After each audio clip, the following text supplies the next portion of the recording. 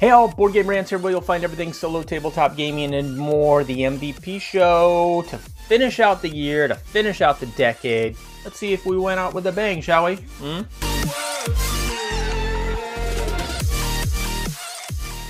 The channel saw a big jump in subs this past month. I'm guessing it's because I took a lot of time off, made a lot of videos, just finished up with the top 10 for the year.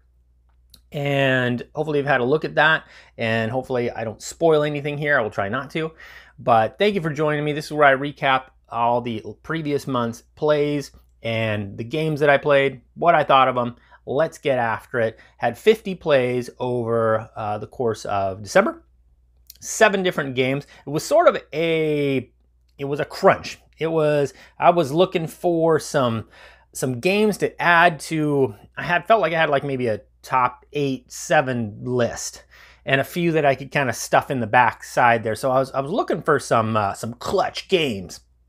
And so the games that I played: Seventh Continent, Street Masters, Aeon's End, Trismegistus, Maracaibo, and Snowdonia Master Deluxe Set. So in somewhat of an order here, but not really, I'll just tell you what I thought. Seventh Continent, that comes in at a weight of 2.85. 3 plays of that, all solo. Getting the hang of that one. And that game's been around for a while. I wasn't really getting that because I thought maybe it would make my top 10 or something. It's been around too long. I was just late to the show there. But I enjoy that game. I enjoy the story of it. I like the, I guess Time Stories is another game like it that allows you to reset and you play through kind of the same map, but you're going to expose things. So things come out in a little bit different order, but maybe the next time you play, you realize, oh, I'm not going to go that way. I'm just going to get, stung by a bunch of bees. Or I'm not going to go that way. I'm going to get eaten by a shark or whatever. So very cool. And I still haven't even won the game yet, even the first curse, Voracious Goddess. But I'm getting there. 3 plays of that. Street Masters. Played that 9 times. And weight of 2.71 currently on BGG. That game is just a blast. I started playing that in November and knew that I was going to like it. And it is just, I love how it's sort of a blend of just action, just like an action-packed movie, but fast and furious. And there's 3 elements to it that you mix and match. You pick your character, your fighter that you want to be, and there's a bunch of those. You pick the enemy that you want to fight, and that is its deck in itself, just like your fighter. And has the big bad boss guy, and then all of its minions and powers. And then you pick a third deck, your stage, which represents the theme of kind of the style of what you're playing, gives you some objectives to make sure that happen or don't happen, because the bad guy's objective happens, you lose. You really got to just kill the big boss guy. That's kind of the main way you win. But mix and matching those 3 things creates, because there's lots of different stages, lots of different enemies, lots of different characters you can play. And it sets up very quickly, and the pace is fast. The game itself doesn't take that long to learn, because really once you get the mechanics down, you just got to kind of systematically make sure you go and read the cards. They tell you exactly what to do, and it just works beautifully. This game is on the lighter side for me, but it has everything in a game, especially when I'm playing solo and I'm just looking for a quick fix and something that just kind of leaves me with a smile on my face. That's Street Masters. Aeon's End. This is an old game. And I got this just because I'd gone over the list at One Player Guild on Board Game Geek, and I just kind of saw in the top 100 a number of games that I hadn't played yet. And this one was like in the top 10, I believe. I think it was the only one in the top 10 that I had not played yet. And I was like, I'm going to get this. I need to see what it's about. It's just about freaking time. So I did. Played it 4 times. That is, again, it's on the lower weight side, 2.78. But I never played it solo yet.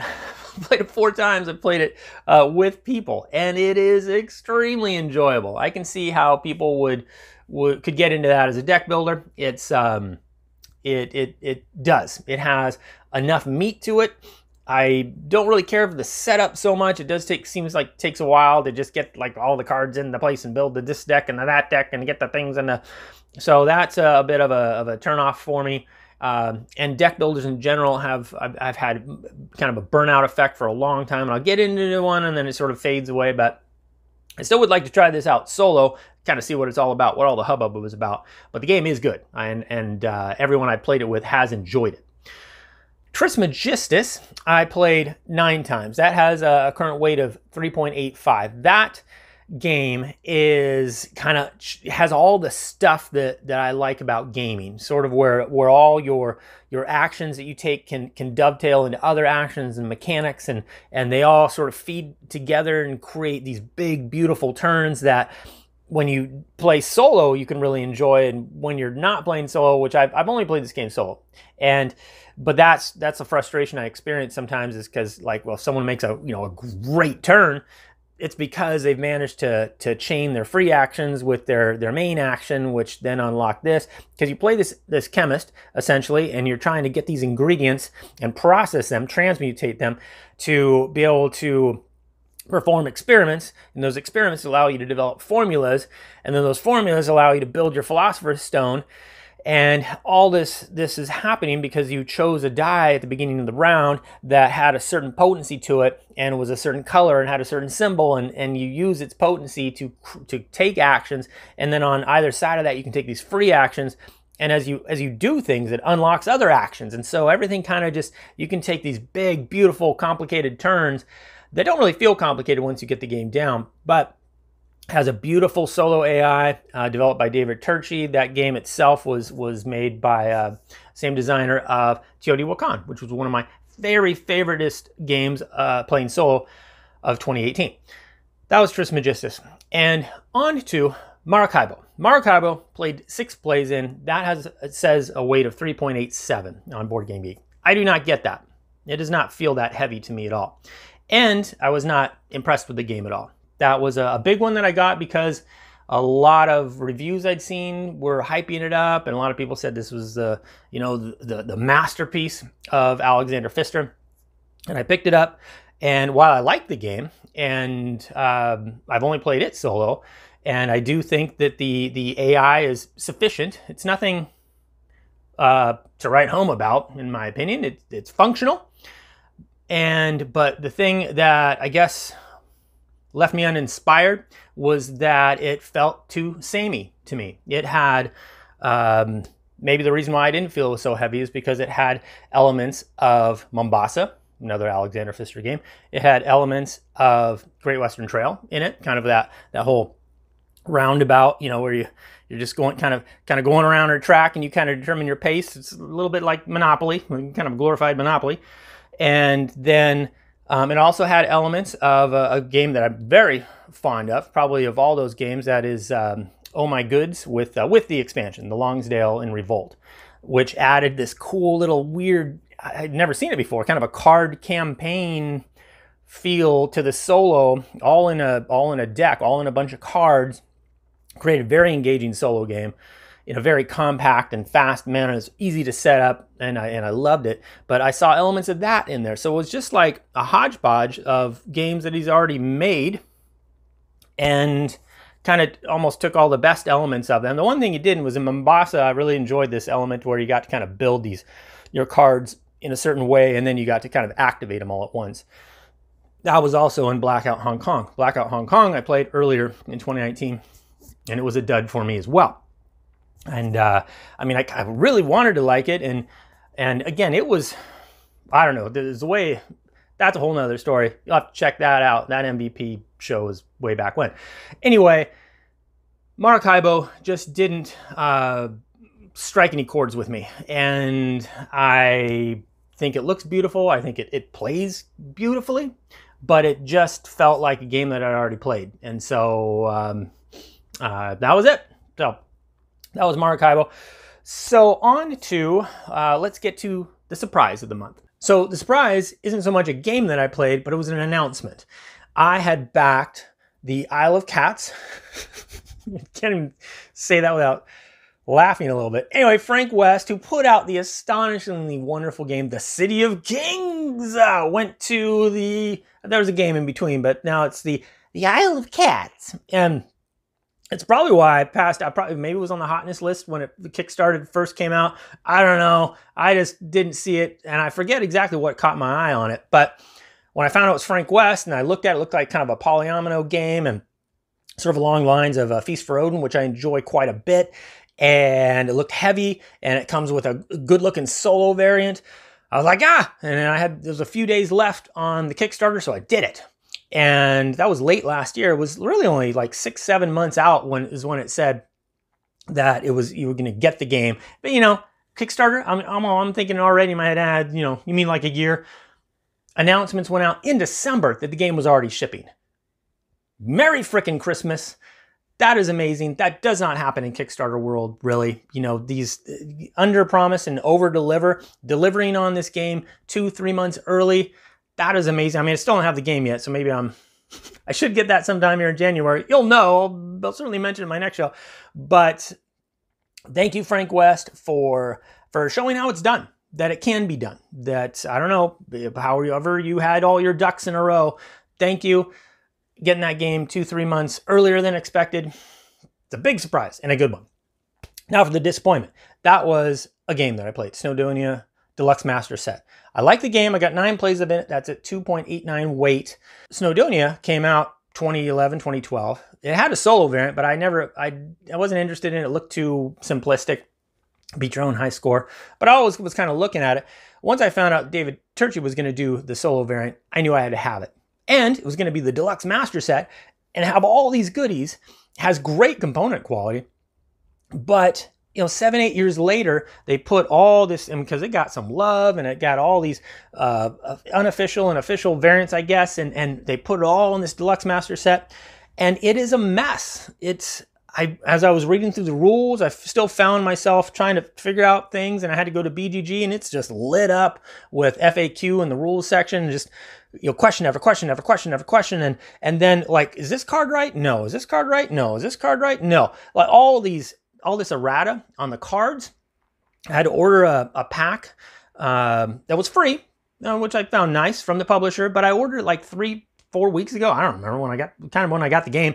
And I still haven't heard back from them. I haven't heard that it's shipping. I don't have it yet. I don't know. I put the game away. It's kind of just sort of water under the bridge. But that's just disappointing. That a game that had so many years to be like perfected into this Deluxe Master Set was still a mess when it came out with all of its errata and just the vagueness of the rules and how each variant just had lots of little mishaps in it that had me spending more time looking up how to play the game or finding out if a card was correct or not than actually playing the game. So again, 9 plays of that, and I enjoyed it. I think the solo AI is wonderfully done. Of course it was. But that had me putting away the game. It's a big production. It's hard to kind of put it all away, and I just don't know if I'm ever going to get it back out. So that was Snowdonia Deluxe Master Set. The MVP? Dungeon Degenerates. Dungeon Degenerates was like the adventure game. I love adventure games, but I've just kind of gotten so burnt out on how long they take sometimes to set up and to learn, and then there's sort of this ongoing persistent effect. I always find it mesmerizing, but I can never quite get into it. And Dungeon Degenerates does this beautiful small campaign where you build your character up, but it's all done and you can wrap it all up quickly. There's not all this persistent stuff that you need to keep track of. You can, but when you can leave it up on your table like I do, and it even suggests in the rulebook, try to leave it up on your table. And it's not, super long. It's not like Gloomhaven or something. It's going to take you millennia to finish and leave it up on your table forever. This has kind of this bunch of different branches. You can go so many different directions with it, and you can just try this out one play session, and then try this out the next play session and see where it takes you. And you can go on these different paths. It's got a great story. It looks beautiful. A lot of people don't like the way it looks. I love it. I love the zaniness of it. The zany colors is right up my alley. And I love the kind of the simplicity of the checks and how they work out. And I think that's well done with how you roll a die. And then depending on kind of what stance you're in, you can either be in a bold stance or a cautious stance or, an aggressive stance or a guard stance. Anyway, so when you're venturing around, you can be in a couple different stances. When you're fighting, you can be in a couple, and those affect how you can manipulate the dice and certain things, and it's just wonderfully done, and it's just eye candy for me. And Also, too, I enjoy how it doesn't have a bunch of the setup. Once you finally get all the cards out, there's a lot of cards in this game, but you get them all out and you get the board game setup, there's not a whole lot of setup after that. You know, you pick your character and then you just start, you grab it, and then between missions that make up a campaign, the setup is minimal because it's all happening on this board. And this board, instead of a modular board that you have to reset and remake between each mission, you're just waltzing around. You kind of get to know the area, and you kind of get to know, you kind of feel more in it. I did anyway. So Dungeon Degenerates, great kind of a dungeon crawler, adventure-y, role-playing game that I had seen for a couple years now, I feel like. It's tough to get, I believe, but managed to get a great deal on it. They were having this 50% off thing. I couldn't help myself, and I'm glad I didn't. I picked it up, and just kind of kicking myself for not having picked it up later. That was Dungeon Degenerates.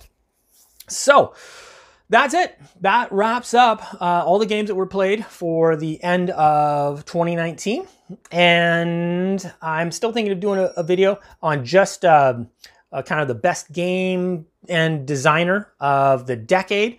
As I've thought about that, it's really, you know, there's just a lot to think about there to really come up with something meaningful. And so I'm trying to wrap my head around that, but that should be a video that hopefully comes out sometime this month. And some of the games I'm looking forward to, of course, the Isle of Cats, right? On Mars, I didn't get one Vital Lacerda game last year. And this one I even passed up on the Kickstarter, but I was able to get it a pretty good, now that it's out. I don't know if it's out for retail, but anyway, that should be, I should hopefully have that sometime this month. Looking forward to that. Looks like a good, heavy, meaty game, that one. And then, I feel like there was another one. Oh, I have Dawn of the Zeds up on the table right now. I've started getting into that. And that is apparently a solo gem. And I'm finding out why right now. Can't wait to report more on that. The top 10, hopefully you've had a chance to look at that and let me know what you think there. Let me know what you wrapped up your decade with, if you'd like to. Love to hear it. And until next time, I'm Board Game Rants. I appreciate you watching, and I'm out.